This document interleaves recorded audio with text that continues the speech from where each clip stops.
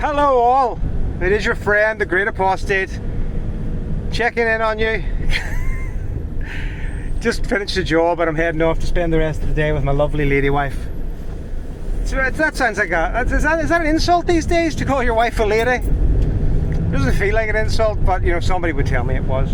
You know, I've been mulling over getting a Rumble account and redoing my YouTube channel. Hang on, see if I can push the camera a bit closer. Oh, look at that, you got all my face now. And now the headrest drops. So I've been thinking about doing a Rumble account because lots of the stuff that I would love to say, you just can't say on YouTube anymore. And it's really difficult because I'm a gobby person, I'm a mouthy man, and I want to say those things. But it's really difficult, and I've gotten to the stage now where, as you know, I started off this as some timid ex-Jehovah's Witness with mental health problems, and I've probably still got the mental health problems, but that's not the point. The point is that I am much less interested in the Jehovah's Witnesses nowadays, and it's not because, they've stopped being silly. Of course they're silly. I believe they just got rid of Tony Tight Pants Morris without a thank you, so I presume that was probably an admonition. Is that admonishment for what seemed to be maybe a little bit of drinking going out of control there. But either way, he's an old man. He's done his harm now. There's not much you can do to punish him for whatever he's done. And I'd say that probably people being told that he's no longer a member of the governing body is probably the biggest punishment he's ever had in his life. But as I said, I find the whole subject of witnesses way less interesting. For me, honestly, I find science interesting, I find art interesting, literature interesting. Not all the stuff that you think, though. There's so much stuff these days that I don't believe anymore. Do I believe the earth is round? Can't see it. Yes, I know people tell me, but I try to go back to that, prove it to thyself sort of aspect of belief. And hang on, see if I can make it out. I can't make it out. There's a big lorry coming. Oh, he's pulled out for me. Great. So I try to think about these things like, can I prove it? And I'm not educated enough to prove a lot of things. I'm not educated enough to prove the earth is round or the earth is flat. I'm not educated to prove that the history we know is real. I'm not educated, but I am educated enough to read, right? And that's a powerful, powerful tool. And one of the things which, I've often been called myself a powerful tool, Neil.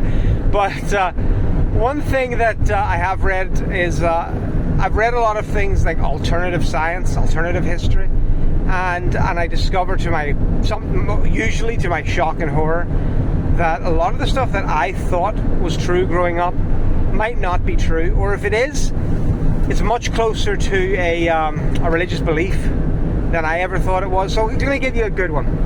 So I remember as a kid the first time I flew in a jumbo jet.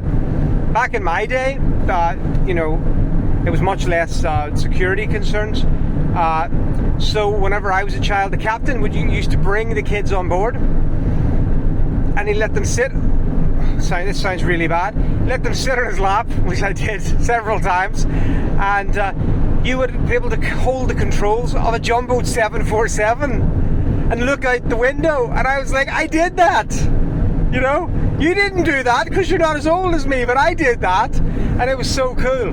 But I remember telling everybody at the time that I saw the curvature of the earth, and I thought I did. I really did. But apparently I didn't, because although everyone nodded sagely and we all agreed, yes, when you're at 30,000 feet you can see the curvature of the earth, don't you know? Because the earth is round. You've now heard, what do you call him? What do you call that, Hayden Planetary guy? Neil deGrasse Tyson? He was complaining about the guy who went up and claimed he went into space in a balloon, because of course you didn't go into space in a balloon, because balloons don't go into space. But he pointed out that even at 125,000 feet or 120,000 feet, whatever it was, that you can't see the curvature of the earth. So what did we see? At 30,000, nothing is what we saw. We saw what we were told. So I'm very suspicious of a lot of things. I've looked up giant skulls being found across the Americas. And that's another thing I'm very, very interested in. and leads me to think that there's a whole world of history that we might not know. I'm not so much onto the Richard Hancock, is it? That guy who does ancient histories. I'm not too big into him, although I do find the idea of a past history, pre-Ice Age, really appealing. But then at the same time, because I'm a flibberty gibbet, I also find myself quite impressed by the arguments of people like Kent Hovind, who talk about a literal 6,000-year-old Earth and a 6-day creation. So I'm not really sure where to go, but I know that if I talk too deeply about it on YouTube, my channel will go the way of the dodo. She'll disappear very quickly, be eaten by Western sailors, presumably. But no, I'm also interested in modern politics, the things that what do they call it? The societal trends, the social stuff. The trans movement is a big worry to me. Not because I don't have empathy and sympathy towards those people, because how could you not? They're going through a hard time. And however you might want to think, I personally, I think it's the new goth for most people who are doing it. It's like, hey, look at me, I'm wearing a dress, aren't I edgy? But to some people, they genuinely feel that they're not in the right place, and who wouldn't feel bad for those people, But I feel bad for anorexics too. I don't tell them they're fat. I feel bad for people who say they need a leg amputated when it's perfectly healthy. I don't get my knife out and start chopping, I'm not sure that's the correct answer. And then you find there's some guy going around at the moment, I forget, if you follow politics like me and you follow sort of the YouTube media people or alternative media, you've probably seen this guy. He's got like a full beard, closely stubbled. He's a very thin American man, wears lipstick, dresses and all that, and he's setting people up to come from his YouTube channel or from his Patreon, from his TikTok account, I think, straight on to his private Patreon account, where they can talk privately to him. And he's encouraging people to trans, young children, so they can go trans, and if their parents don't like it, well, just go no contact, because as he says, if your parents don't want you, I'll be your family. And he says it in this creepy Mr. Rogers way, but he's not Mr. Rogers, because Mr. Rogers genuinely loved children.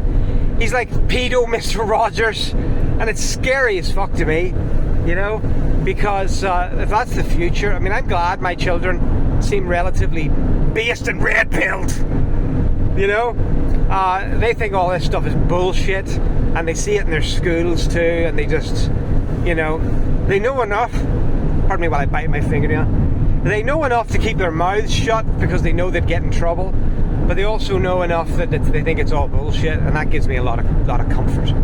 But so I'm thinking about moving to Rumble. Maybe we'll see how that goes. We'll see if this video comes out and if it gets removed. But I was a victim of the YouTube censorship long before there was YouTube censorship. I did a video long years before I did the Great Apostate stuff, and it was a video, I did it just like a theme music, and I did like different pictures, and I was pointing out that global warming was nonsense, and that even more nonsense were the ideas of fixing it, and that it was a absolute evil in society to tell African people that they couldn't upscale their economies, because you can't cook a chicken with the fucking torch, can ya? No. So anyway, that video got removed. That was back in the day, probably like YouTube was only 3 years old, so I was very surprised about that. But other than that, nothing going on in the world of the Great Apostate. I'm doing no ex-Jehovah's Witness stuff. My videos don't get watched much, but that's okay, I don't care. Sometimes this is just therapy for myself. Oh, somebody just cut right in front of me there. But I don't care, because I'm a chill dude. Been trying to get back on the diet train a wee bit. I lost a ton of weight, but then I gained a bit back. So I got from 17 stone, which is, I don't know what that is in America, like 240 pounds. I got myself down to about 180, which is a big loss, but still, 30 pounds overweight. And then of course I gained probably half a stone, 7 pounds, 9 pounds, in that range. So I decided this week that I would do a new thing, which I thought, because I saw a video of some guy doing it, and I thought, I gotta try that, see if I've got any willpower. So I decided to go fast. So just literally stop eating completely. I have a couple of like stock cubes a day, just so I get my salt in and taste that chicken flavour. But other than that, I'm off food entirely. And I've been since Tuesday, so this video has been made now on Friday afternoon. So at the end of this day, I'll have gone 3 days without food. I'm going to try push it to Sunday, whereupon I'm going to take the kids out for an all-you-can-eat meal. And then I'll probably start again, because why not? No, it's an interesting way to diet. I'm not sure that it's particularly the best way, but I think it might be a good reboot, because it's getting me to stop going into the stores and just buying whatever I'd like, you know, or eating whenever I want in the house. It's just making me go, no, I don't do that now. And if I can push to 5 days, then the next time I do it, I'll push to 10 days, and maybe that'll become a diet system for me. I'll do 10 days on, and then, you know, 20 days off.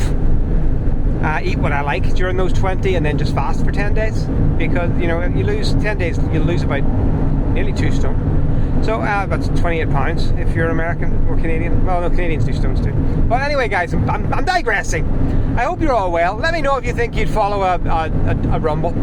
If you'd come rumble with me. What is it? Rumble, young man, rumble. Not Youngle.